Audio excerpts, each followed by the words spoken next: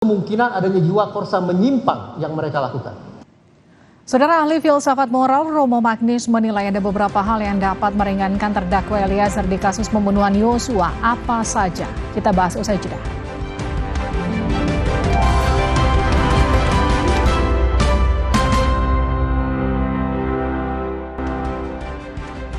Anda kembali bersama kami di Sapa Indonesia Malam. 3 ahli dihadirkan oleh pihak Richard Eliezer di sidang kasus pembunuhan Yosua hari ini. Para ahli menyoroti relasi kuasa dan perintah dari Ferdy Sambo yang tidak bisa ditolak Richard Eliezer. Sidang kasus pembunuhan Yosua Huta Barat kembali digelar dengan menghadirkan Richard Eliezer sebagai terdakwa. Pihak Eliezer menghadirkan 3 ahli sebagai saksi yang meringankan. Mereka adalah Guru Besar Filsafat Moral Frans Magnis Suseno, ahli psikologi klinis Lisa Marieli Japri, dan ahli psikologi forensik Reza Indragiri Amril. Frans Magnis Suseno menyebut ada sejumlah hal yang bisa meringankan terdakwa Richard Eliezer. Salah satunya relasi kuasa dalam peristiwa penembakan Yosua yang dilakukan berdasarkan perintah Ferdy Sambo. Menurut saya yang tentu paling meringankan adalah kedudukan yang memberi perintah itu. Itu bukan ajutannya atau macam itu, tapi orang yang berkedudukan tinggi, yang jelas berhak memberi perintah, yang di dalam, sejauh saya tahu, di dalam kepolisian tentu akan ditaati. Dan tidak mungkin orang katanya Eliezer itu 24 tahun umurnya, jadi masih muda itu, ya laksanakan, itu budaya laksanakan. Frans Magnis Suseno juga ditanya derajat kesalahan pemberi atau penerima perintah. Menurutnya kesalahan lebih besar ada pada pihak pemberi perintah, yaitu Ferdy Sambo. Jadi menurut saya jelas tanggung jawab yang memberi perintah itu jauh lebih besar. Malah katakan saja yang diperintah itu orang kecil, ya orang kecil biasa melakukan karena dia juga tahu akibatnya buruk kalau tidak melakukannya. Sementara ahli psikologi forensik Reza Indragiri menjelaskan kemungkinan tekanan yang dihadapi Eliezer saat menerima perintah dari Ferdy Sambo sebagai atasannya. Reza menyebut hasil penelitian menunjukkan manusia rentan untuk menerima perintah termasuk perintah yang salah. Bahwa sekali lagi, betapapun organisasi sudah membuat ketentuan atau peraturan bahwa personil tidak boleh mengikuti perintah yang salah, tapi penelitian tadi menunjukkan bahwa kerapuhan manusia untuk melaksanakan perintah yang salah sekalipun adalah sesungguhnya sangat tinggi. Reza Indragiri juga ditanya sejauh mana pertanggungjawaban Richard Eliezer dalam kasus pembunuhan Yosua. Reza menilai Eliezer masuk dalam kategori bertanggung jawab sebagian atas perbuatannya. Karena toh faktanya, yang bersangkutan saya tidak membayangkan yang bersangkutan abnormal, punya psikopatologi, punya kecerdasan di bawah rata, tidak. Tapi saya bayangkan yang bersangkutan paham tentang perbuatannya, paham tentang mana boleh, mana tidak boleh, paham tentang aturan organisasinya, tetapi ada sebuah kehendak yang dimasukkan ke dalam dirinya, yang ditekankan ke dalam dirinya agar kemudian dia melakukan perbuatan jahat tersebut.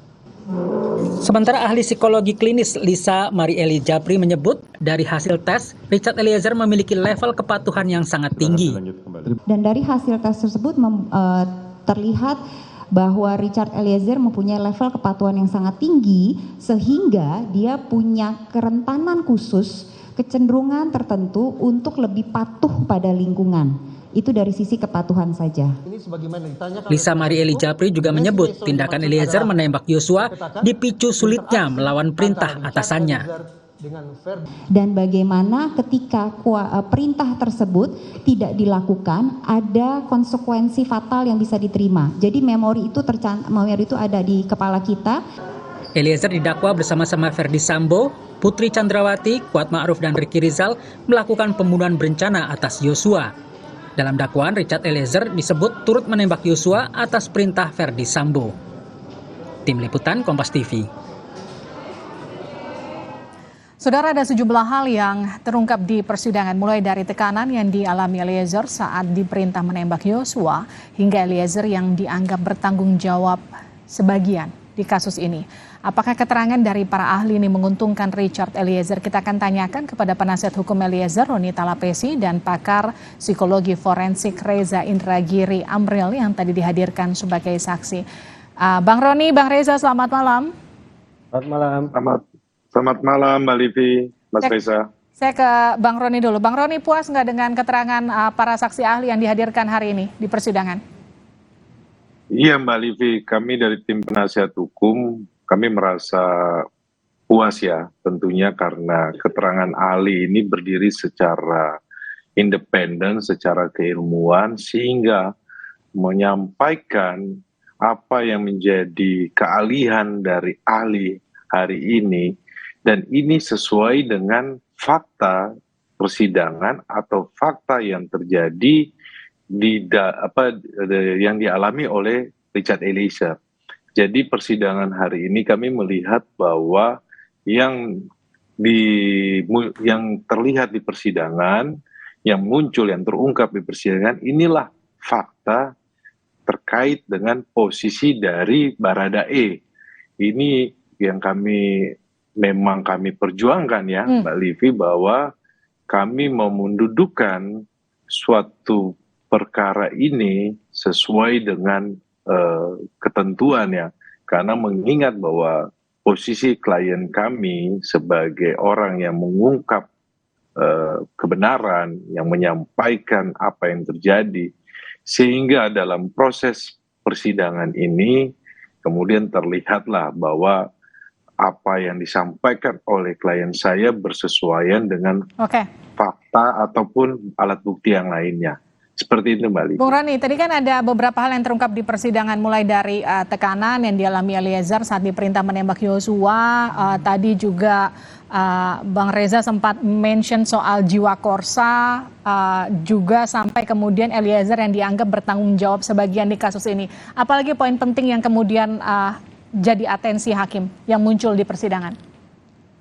Ya, kalau ahli yang dihadirkan ya, tentunya yang catatan kami adalah dari Profesor Frans Magnus Suseno yang kaitannya terkait dengan perintah ya, perintah yang disampaikan bahwa pada umumnya kalau ada keputusan tersebut yang penting perlu mempertimbangkannya terlebih dahulu. Nah, tetapi dalam hal ini kan terlihat sekali bahwa posisi dari klien kami bahwa dia bawahan, kemudian dia tidak bisa menolak perintah, kemudian ada gejolak ya bahwa di dalam diri dari seorang Richard Eliezer terkait dengan gejolak moralnya dia. Nah, ini juga pun kaitannya dengan ahli yang sudah dihadirkan oleh JPU yang kemarin minggu lalu bahwa terkait dengan pasal 48 KUHP terkait dengan keadaan memaksa ya.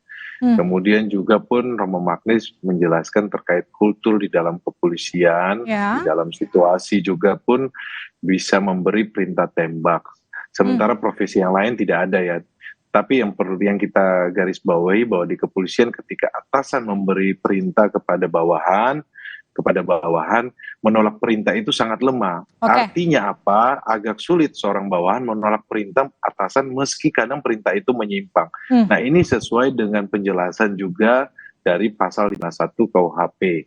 Jadi ini konstruksi hukumnya sudah terbangun ya. Kalau tadi dari psikolog klinis juga pun yang menyampaikan karena Saudara Mbak Lisa ini mendampingi dari bulan Agustus dan hasil pendampingannya ini dikerjakan oleh orang lain yang orang lainnya pun tidak mengetahui siapa yang sedang didampingi. Jadi kami menyampaikan ini kepada publik bahwa hasil dari asesmen ini bisa dipertanggungjawabkan secara keilmuan. Jadi tidak berdasarkan karena ada kedekatan atau lainnya. Seperti itu Mbak Livi. Kalau tadi kan kita mendengarkan pernyataan dari ahli filsafat Romo dan kemudian dengan pernyataan dari Bang Reza psikologi forensik ini soal tadi instruksi tidak bisa dilawan juga dengan istilah jiwa korsa yang disampaikan oleh Bang Reza. Ini kan sebetulnya pernyataannya sesama ahli itu hampir-hampir sama, beririsan begitu. Apa yang kemudian ingin dimunculkan oleh kuasa hukum dengan menampilkan ahli ini?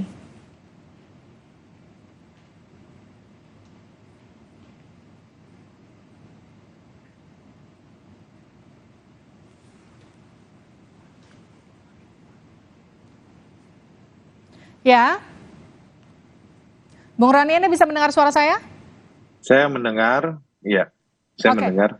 Oke, tadi itu kan sempat menghadirkan Romo Magnis juga, ahli filsafat, juga Bang Reza, ahli psikologi forensik, yang juga pernyataannya hampir sama, beririsan di persidangan. Apa yang kemudian ingin ditunjukkan oleh tim kuasa hukum? Kenapa kemudian harus menghadirkan ahli filsafat juga, psikologi forensik juga, psikolog juga, begitu?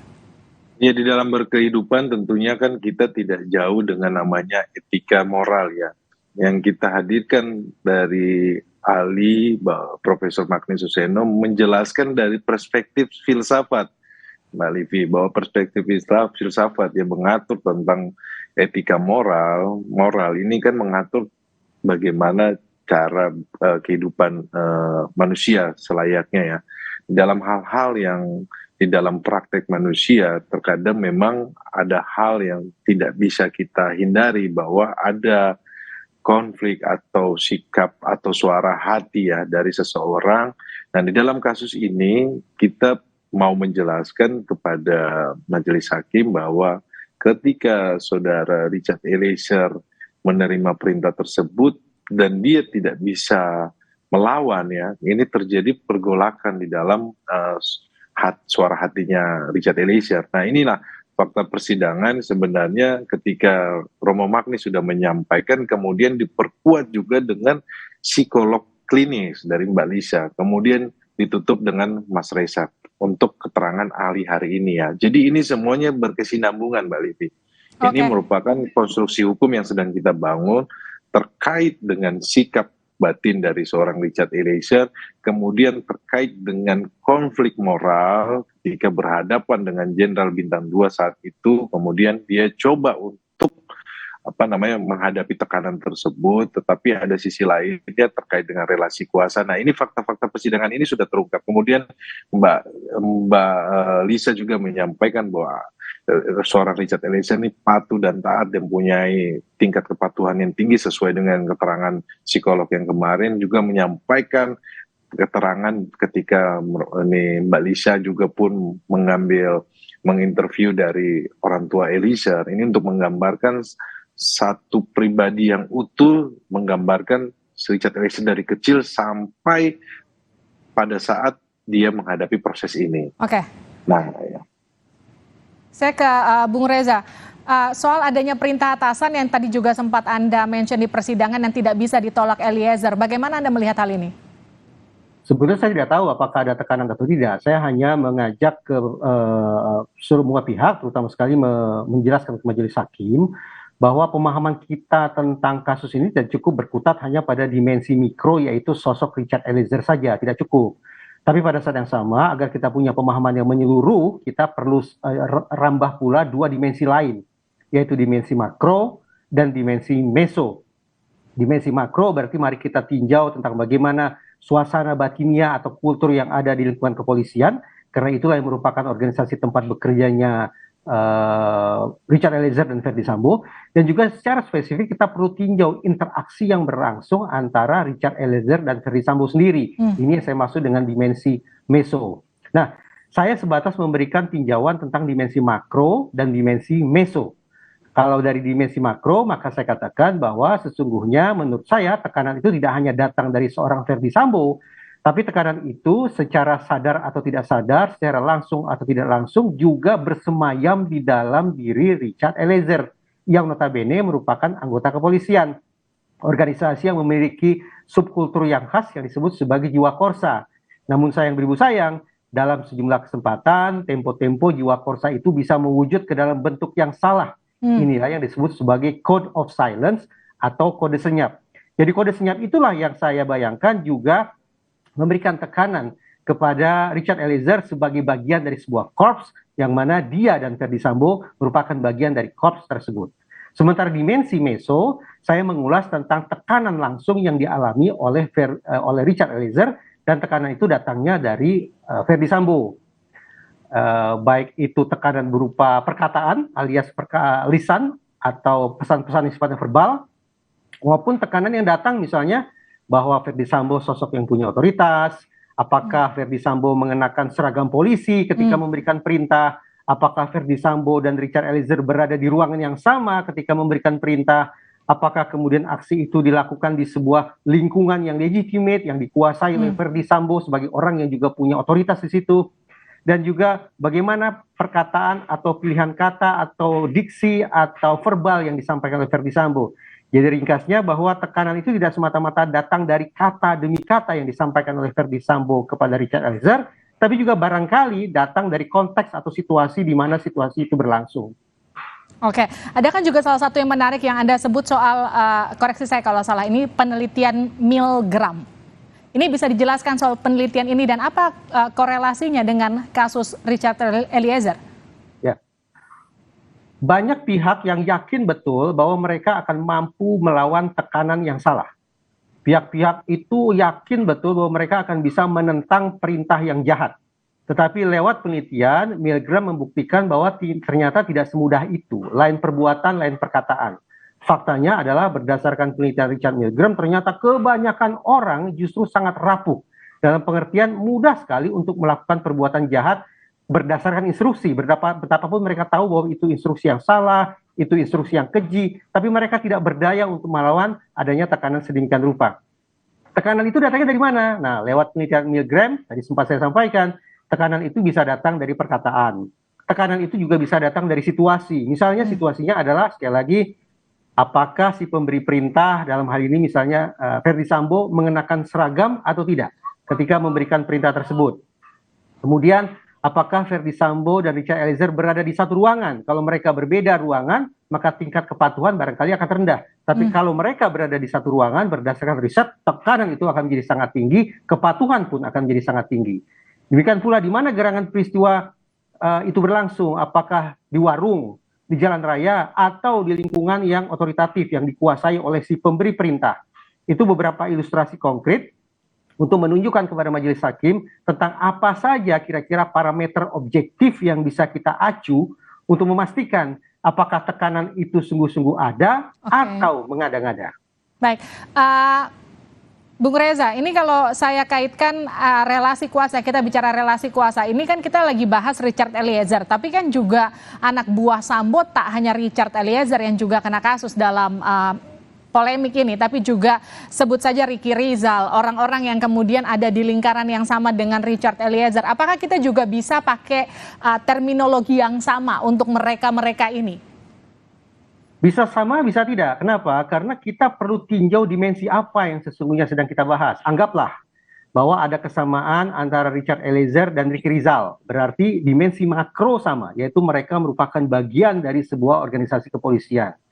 Dimensi meso barangkali juga sama, yaitu baik Richard Eliezer maupun Ricky Rizal sama-sama berinteraksi dengan Ferdi Sambo. Tapi ada dimensi mikro yang sama sekali tidak bisa kita abaikan. Dan dimensi mikro inilah barangkali letak pembeda bagaimana respon Richard Eliezer dibandingkan dengan respon Richard Eliezer, Ricky Rizal maksud saya, ketika berhadapan dengan Ferdi Sambo. Nah, itu sebabnya sekali lagi tiga dimensi ini harus kita ulas secara menyeluruh semestinya sebagaimana di ruang sidang tadi. Baik, sebelum kita lanjutkan perbincangannya, saya izin untuk kumandangkan azan maghrib untuk wilayah Jakarta dan sekitarnya.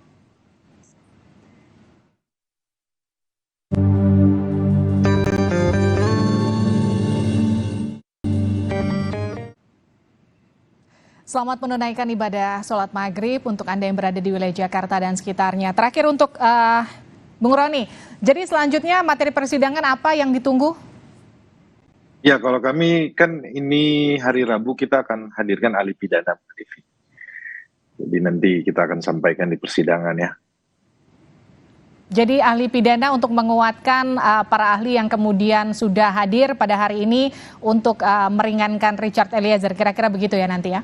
Betul Mbak Livi, ini karena menjadi satu konstruksi hukum yang sedang kita susun ya. Bahwa persidangan hari ini tentunya akan saling mendukung fakta-fakta persidangan, ahli yang sudah menyampaikan keahliannya secara keilmuannya, kemudian nanti juga pun dari ahli pidana yang menjelaskan terkait dengan posisi dari klien saya. Oke, terima kasih telah bergabung bersama kami penasihat hukum Eliezer, Roni Talapesi, dan pakar psikologi forensik Reza Indragiri Amril. yang sudah hadir di Sapa Indonesia Malam. Saudara, usai jeda, isu perombakan menteri di kabinet kembali mencuat di penghujung tahun 2022. Benarkah akan ada reshuffle dalam waktu dekat? Lebih lengkap usai jeda.